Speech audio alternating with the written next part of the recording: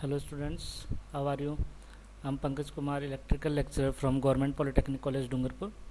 और आज अपन computer science के जो ईडीसी का जो सब्जेक्ट है इलेक्ट्रॉनिक डिवाइसेज एंड सर्किट, उसका एक जो टॉपिक है वो देख रहे हैं। ये CS 205 सब्जेक्ट है, सॉरी 204 है।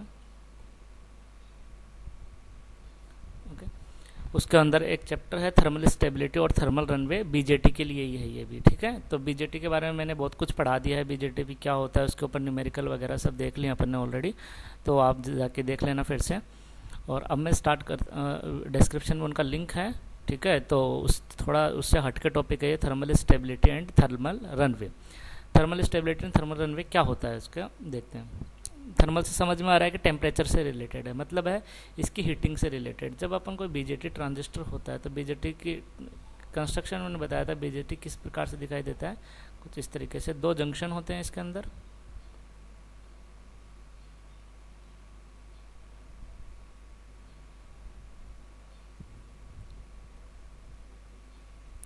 एक जंक्शन इमीटर जंक्शन और दूसरा एक इमीटर बेस जंक्शन और दूसरा कलेक्टर बेस जंक्शन, ये दो जंक्शन होते हैं,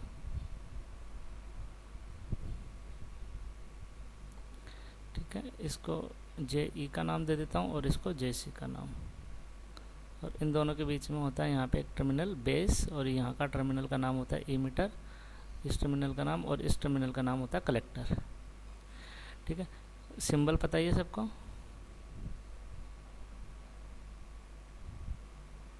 ठीक है। Collector and emitter. वोल्टेज सबको पता है, इन दोनों के बीच में होता है VCE, इन दोनों के बीच में VB। अब क्या होगा कि जब भी कोई ऑपरेशन होगा, ठीक है, जैसे करंट है एमीटर से कलेक्टर की तरफ जा रही है, बीच में से बेस की तरफ भी आ रही है, रिकॉम्बिनेशन वगैरह हो रहा है, इन सब प्रोसेस के बीच में क्या होगा, इन जंक्शन जो हैं, इन जंक्शन के ऊपर टेम्परेचर थर्मल जो है इसका टेम्परेचर बढ़ता जाएगा, इन जंक्शन का टेम्परेचर बढ़ता जाएगा, इनके थ्रू, इन जंक्शन के थ्रू हीट डिसिपिएशन होता रहेगा, हीट डिसिपिएशन। तो सबसे पहले अपन देखते हैं थर्मल रनवे के बारे में, कि पहले थर्मल रनवे देखेंगे, फिर उस थर्मल रनवे को स्टेबिलिटी में कैसे कन्वर्ट कर सकते हैं अपन। तो इन दोनों के बीच का जो वोल्टेज है VCE टेम्परेचर है, वोल्टेज है इन दोनों के बीच में,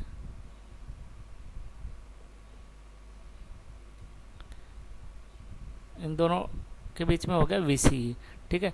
अब इस जंक्शन के ऊपर जो पावर डिसिपेशन या हीट डिसिपिएशन होगा वो कितना होगा, वो होगा VBE into IB, VBE into IB। सब ऑपरेटिंग पॉइंट पे काम करेंगे, यहाँ पे क्यों लगा देते हैं अपन। तो इस जो जंक्शन है, इमीटर जंक्शन है, इसके बीच के अक्रॉस है वोल्टेज है VBE, और IB इसके अंदर करंट है। तो यहाँ पे जो हीट डिसिपेशन होगा वो हीट डिसिपेशन होगा VBE इंटू IB। और यहाँ पे जो इस जंक्शन पे जो हीट डिसिपेशन होगा, इस जंक्शन पे हीट डिसिपेशन होगा, वो होगा VCE Q इंटू ICQ, ठीक है। तो ये हीट डिसिपिएशन दोनों जंक्शन के ऊपर क्या होगा, हीट डिसिपिएशन होगा, बेस जंक्शन के ऊपर भी और कलेक्टर जंक्शन के ऊपर भी। ये काफ़ी लो होता है, इसलिए इसको नेग्लेक्टेड कर देते हैं अपन, क्योंकि अपन को पता है कि IB करंट जो है बहुत ही कम फ्लो होती है। तो इस वजह से अपन जो ये हीट डिसिपेशन है बेस के ऊपर उसको नेग्लेक्ट कर सकते हैं, लेकिन कलेक्टर के ऊपर जो हीट डिसिपेशन है उसको नेग्लेक्ट नहीं कर सकते। तो इमीटर जंक्शन के ऊपर हीट डिसिपेशन कितना हो गया, VBE क्यों, तो ऑपरेटिंग पॉइंट को शो करता ही है, बताइए IB क्यों। और JE जो कलेक्टर जंक्शन है उसके ऊपर जो हीट डिसिपेशन हो रहा है वो होगा VCEQ इंटू ICQ, ठीक है। तो यहाँ से अपन को समझ में आ जाएगा कि जो heat dissipation at junction collector junction है वो ज़्यादा होगा किससे, heat dissipation at base junction, ये याद रखना। तो थर्मल टेम्परेचर बढ़ेगा तो हीट डिसिपेशन होगा, हीट डिसिपेशन किस पे ज़्यादा हो रहा है, कलेक्टर जंक्शन पे ज़्यादा हो रहा है बेस जंक्शन की बजाय। तो ये तो अपन को पता चल गया। अब इससे दिक्कत क्या है, सब मान लो टेम्परेचर बढ़ रहा है, अपन क्यूमुलेटिव प्रोसेस देखते हैं। ठीक है। टेम्परेचर बढ़ने से अपन को पता है कि सेचुरेशन करंट जो है वो बढ़ती है, बताया तो 10 डिग्री बढ़ने पर डबल हो जाती है, 1 डिग्री बढ़ने पर 7% बढ़ती है। ICO बढ़ेगा तो क्या होगा, अपनी ऑपरेटिंग करंट ICQ भी बढ़ेगी। ICQ बढ़ेगी तो अभी मैंने हीट डिसिपेशन के फॉर्मूले से बताया, इसमें IC टर्म है तो हीट डिसिपेशन भी बढ़ेगा,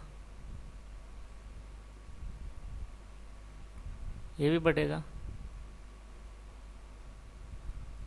और यदि ये बढ़ रहा है, इस तरफ चल रहे हैं अपन, ये बढ़ रहा है, हीट डिसिपेशन बढ़ेगा तो टेम्परेचर वापस से बढ़ेगा, हीट डिसिपेट होगी तो टेम्परेचर फिर से बढ़ेगा। तो ये क्या क्यूमुलेटिव प्रोसेस हो गया।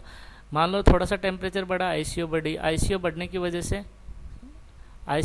वजह से अपना ICQ बढ़ गया, ICQ बढ़ने से हीट डिसिपेशन बढ़ी तो वापस से टेम्परेचर बढ़ा।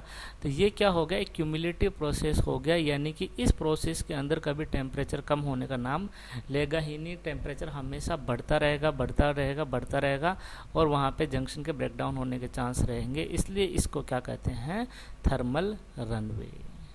तो BJT के अंदर ये समस्या प्रॉब्लम आती है कि वहाँ पे थर्मल रनवे की प्रॉब्लम होती है। क्यों होती है, क्योंकि टेम्परेचर बढ़ेगा तो उसका इंटरनल जो कंपोनेंट है saturation, reverse saturation current ICO या लीकेज करंट जिसको बोल रहे हैं, वो बढ़ेगी तो कलेक्टर करंट बढ़ेगा तो उससे हीट डिसिपेशन बढ़े, फिर टेम्परेचर बढ़ेगा और ये प्रैक्टिकल जो प्रोसेस है वो हमेशा चलता रहेगा। तो इसको कम करने के लिए क्या करें कि ये जो हीट डिसिपेशन है अपनी इतनी नहीं हो, हीट डिसिपेशन को अपन रोक सकें। तो इसके अपन को डिजाइनिंग पे ध्यान देना पड़ेगा। जो BJT की अपन डिज़ाइन कर रहे हैं उस डिज़ाइन में कुछ इस तरीके से करना पड़ेगा कि अपना हीट डिसिपेशन नहीं हो, इतना ज़्यादा हीट डिसिपेशन नहीं हो। तो उसके लिए अपन देखते हैं कि इसकी डिज़ाइनिंग कैसी होनी चाहिए, प्रैक्टिकल डिज़ाइनिंग। तो प्रैक्टिकल डिज़ाइनिंग के लिए अपन को इसका यदि कोई बेसिक आप सोचो तो क्या होगा कि टेम्परेचर को कम करने के लिए क्या होना चाहिए, कूलिंग। ठीक है, यदि अपन ने कूल कर दिया वहाँ पे तो जो हीट डिसिपेशन इतना ज़्यादा हो रहा है वो क्या हो जाएगा, कम हो जाएगा तो टेम्परेचर बढ़ना कम हो जाएगा, ICO बढ़ना कम हो जाएगा तो ICQ नहीं बढ़ेगा तो हीट डिसिपेशन नहीं होगा, तो वही क्यूमुलेटिव प्रोसेस होगा वापस से और अपना सर्किट थर्मल रनवे से बच जाएगा। तो ये है अपना सेमीकंडक्टर जंक्शन। ठीक है, और ये बाहर एक मैंने आउटर लेयर बना दी, किसकी, इस लेयर को बोलते हैं कैश, इस लेयर को कैश बोलते हैं। और ये अंदर से सेमीकंडक्टर जंक्शन हो गया, ये जंक्शन हो गया अपने EBC, और उसके बाहर एक लेयर बना दी कैश, और इसके बाहर क्या है, एयर। ये क्या है, यहाँ पे क्या है, एयर। ठीक है, तो एक एक्स्ट्रा जंक्शन और एयर के बीच में अपन ने एक पार्ट और डाल दिया, क्या, केस का। ठीक है, तो इसकी वजह से अपना क्या होगा, जो हीट डिसिपेशन है वो कम हो जाएगा। कैसे हो जाएगा वो अभी मैथमेटिकल रूप में समझाता हूँ। मान लो इन दोनों के बीच का, जंक्शन और केस के बीच का थर्मल रेजिस्टेंस जो है वो थीटा JC है, और केस और एयर के बीच का जो थर्मल रेजिस्टेंस है वो क्या है, थीटा CA। केस और एयर के बीच का थर्मल रेजिस्टेंस, ये हो गया एयर के बीच का थर्मल रेजिस्टेंस, और ये हो गया जंक्शन और केस के बीच का, और ये इसकी वैल्यू होती है स्मॉल। क्यों, वैल्यू डिपेंड करती है कि जिन दो लेयर हैं उन दोनों के बीच में जितना ज़्यादा टेम्परेचर डिफरेंस होगा उसका रेजिस्टेंस उतना ही ज़्यादा होगा। ठीक है, टेम्परेचर रेजिस्टेंस ज़्यादा होगा तो वहाँ पे हीट डिसिपेशन, कूलिंग जल्दी होगी। जैसे एयर और केस के बीच में टेम्परेचर डिफरेंस ज़्यादा होगा तो वहाँ पे क्या, कूलिंग जल्दी होगी तो हीट डिसिपेशन जल्दी होगा। ठीक है, क्योंकि डिफरेंस ज़्यादा होगा तो जैसे अब एकदम कोई गर्म चीज़ है उसके पास में मैं ठंडी चीज़ लेके आऊँ तो वो जल्दी कूल होगी गर्म चीज़, और गर्म चीज़ के पास में कोई मैं नॉर्मल टेम्परेचर की चीज़ लेके आऊँगा तो धीरे धीरे अपना टेम्परेचर उसको पास करेगी और धीरे धीरे ठंडी होएगी। तो इसलिए डिफरेंस ये किस पर डिपेंड करता है कि टेम्परेचर डिफरेंस कितना है, तो उतना ही ज़्यादा रेजिस्टेंस होगा। इसको बोलते हैं थर्मल रेजिस्टेंस।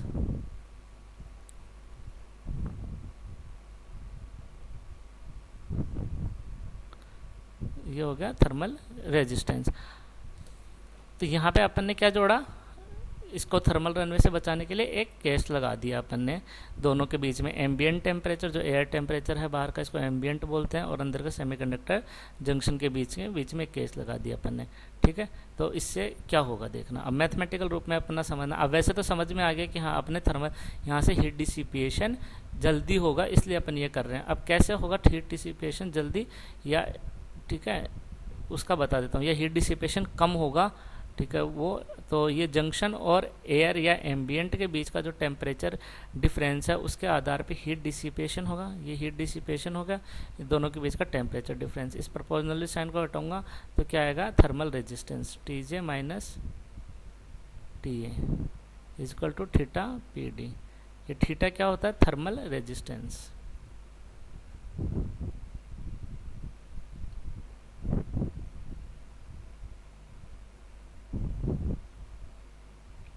ओके, Tj क्या हो गया, जंक्शन टेम्परेचर,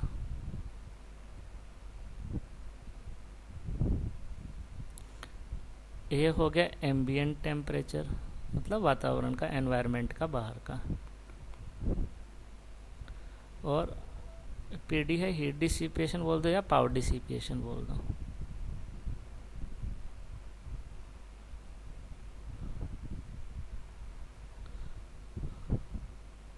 ठीक है, तो यहाँ से अपन ने Tj माइनस TA देख लिया, थीटा Pd के बराबर होता है।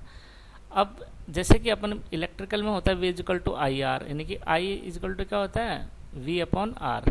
I फ्लो होती है करंट, यदि रेजिस्टेंस जितना ज़्यादा होता है करंट उतनी ही कम फ्लो होती है, ये होता है।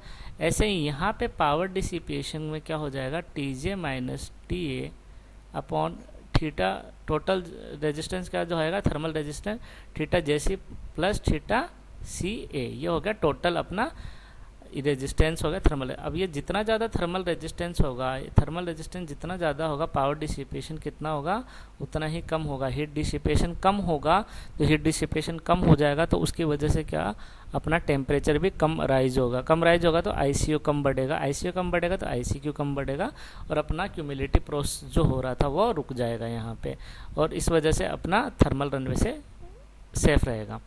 तो अब इसका सर्किट यदि बनाना चाहूँ तो मेरा इसका सर्किट हो जाएगा इस तरीके से, Pd, इससे करंट का बनाते हैं सेम वैसे ही यहाँ पे भी दो रेजिस्टेंस हो गए, थर्मल रेजिस्टेंस जो सीरीज में है,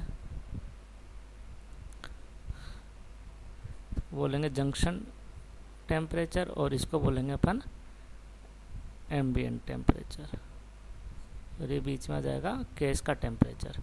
ठीक है, और हीट ऐसे फ्लो होगी अपनी।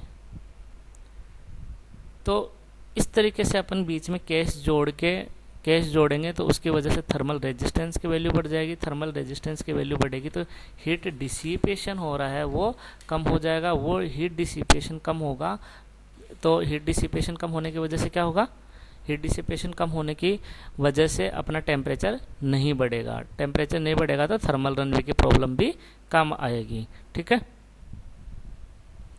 तो ये था अपना प्रैक्टिकल डिजाइन करना किसका, वोल्टेज ट्रांजिस्टर का। तो ये अपन ने देख लिया। अब इसके बाद में था पावर ट्रांजिस्टर का डिजाइन। पावर ट्रांजिस्टर का डिजाइन देखेंगे अपन उसके बाद में अपन देखेंगे कि थर्मल स्टेबिलिटी के लिए, हालांकि अपने थर्मल वोल्टेज ट्रांजिस्टर का थर्मल स्टेबिलिटी देख लिया कि केस बीच में जोड़ेंगे, थर्मल रेजिस्टेंस को बढ़ा देंगे तो उससे क्या हो जाएगा, अपना टेम्परेचर इतना नहीं बढ़ेगा, थर्मल रनवे से बच जाएंगे। इसी तरीके से अपन पावर ट्रांजिस्टर के लिए भी देखेंगे। ठीक है, तो आज के लेक्चर में इतना ही। नेक्स्ट लेक्चर में मैं पावर ट्रांजिस्टर का जो थर्मल रनवे है उसके बारे में बताऊंगा। सिमिलर सही है, इतना बड़ा भी नहीं है।